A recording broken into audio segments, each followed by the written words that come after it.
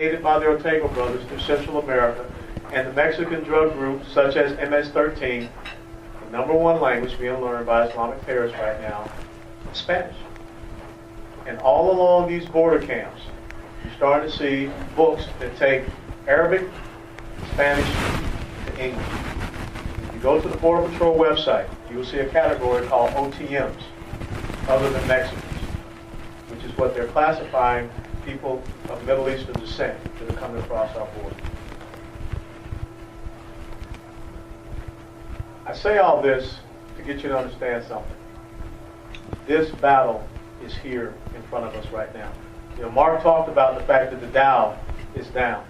There's so much uncertainty out there. There's so much volatility out there. There is a serious threat out there that threatens our market systems. The United States Navy just yesterday had another encounter with the Somali pirates. And the last time they had an encounter with the Somali pirates, we boarded them up, we flew them to New York City, we Mirandized them, we gave them lawyers, and now they're waiting for their date in court. We have to see this as a war. Always remember, the last time we had a dealing with pirates, Thomas Jefferson sent the Marines. We need to get serious about this. But yet, right now, what is the number one issue that Congress is taking up in relation to the United States military? With all of these things that are going on. They're talking about, not just cutting the budget, they're talking about repealing Don't Ask, Don't Tell. That to them is the most important issue in the military. And they're talking about voting on that this Thursday.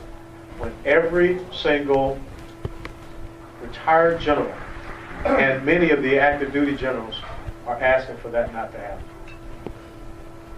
That's why I say there's a window of opportunity that the bad guys see. And it starts with this summer. Because they know that the midterm elections are so important. And if things flip for the midterm elections, you get different type of leadership up there in Washington, D.C., that window of opportunity closes. So please pay attention to what's happening as far as the international situation, because it does affect our markets, because national security is directly related to our economic security and viability. So thank you very much, and I'm ready for your questions.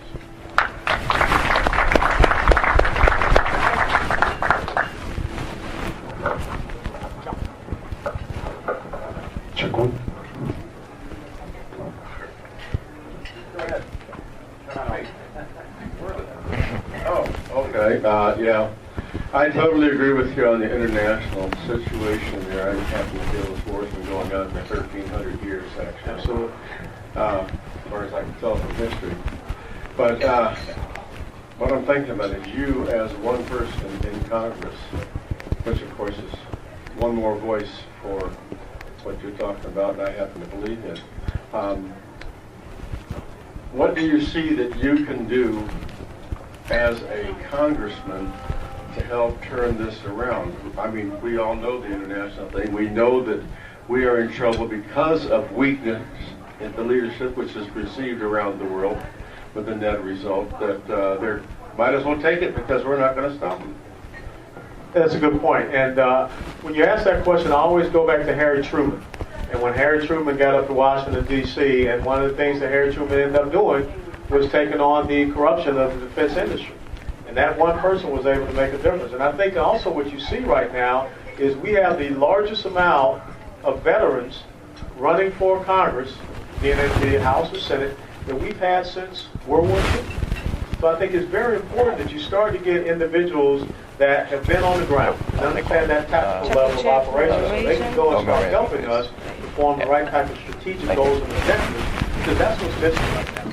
Is when you're down to less than 10% of the people in Washington, D.C. have served in the military. I mean, Justice Stevens, I mean, that is your last combat veteran sitting on the Supreme Court. And who did we decide to replace him? So I think it's very important that we start to get individuals. And the military, for a professional military officer, is not just about bang, bang, shoot them up dead. It really trains you in understanding diplomacy, economics, military, and how all of those things come together as elements of national power. So one of my goals is definitely get on the House Armed Services Committee so that we can make sure that we're tackling those things because I don't think that we are. I think we have a very myopic focus, and we're not really understanding this enemy and its goals and objectives, and we're not understanding how it ties back to our economy. Because, as I tell people, the Soviet Union did not collapse because of military efforts. The Soviet Union collapsed because of economic pressure. Now, who understood that was China. So that's why after China got a hold of Hong Kong, they understood that capitalism can be used as a tool by which you defeat the West, which sets the conditions for a subsequent military defeat. So when you look at the trade surplus that is being built between the United States and China, they're not taking that money to improve the quality of life of the Chinese citizen. They're taking that money to build what will be the largest blue water navy in about 10 years.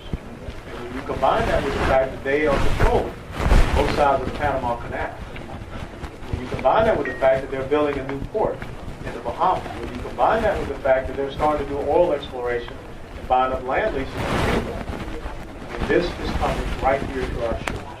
So I think that perspective helps in going up to Washington, D.C. Yes, sir. The information that you've given us is something that I thought I knew enough about. I obviously didn't understand it much.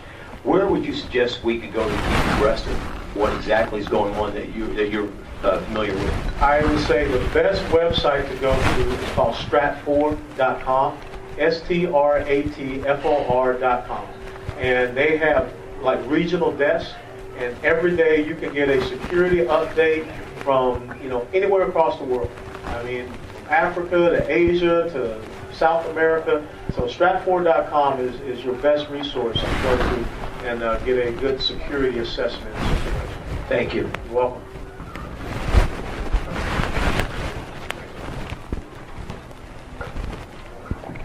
Alan, can you talk about the stimulus bill?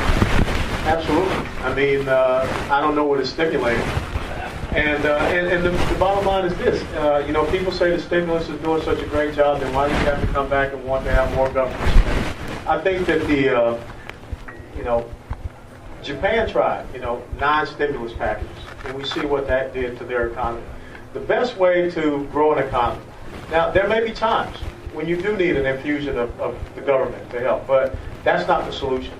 The best way, and it's a time-tested maximum, when taxation is light, revenues increase. So you got to turn around, you got to build up the private sector.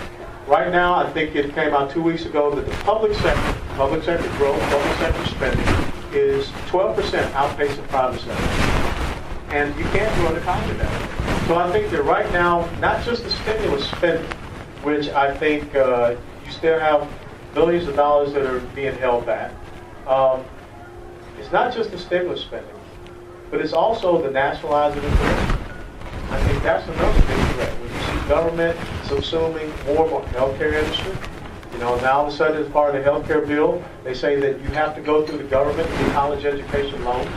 We see the automobile industry, this new finance reform legislation package that was pushed through. Interesting enough, it doesn't say anything about Fannie or Freddie, but all of a sudden it goes out to the Wall Street bankers and investors. So I think we have to get away from stimulus packages. I think we have to get back to transferring the wealth of the American people back to the American people. And let me tell you something that's funny about that also. You got states that are going to the federal government to get money so they can extend unemployment benefits. Once again, I talk about what's happening in Greece. If you create a mentality where it's better for me to sit at home and just get this little pittance from government, you're not going to grow. We're not going to have jobs. We're not going to have anything in this country because you're creating a permanent entitlement class. And that's one of the things I fear about government spending is where does it really go? Temporary jobs is not where it should be going. Summertime census workers, that's not where it should be going. So that's what I worry about with stimulus spending. 3 words: Arizona, Blumenthal, Sestak. Well, Arizona, very basically, in the Constitution, you have 2 places in the Constitution where it talks about repelling invasions. That's what we have going on in our border. In Article 1, Section 8, and Article 4, Section 4. What Arizona did, they were forced to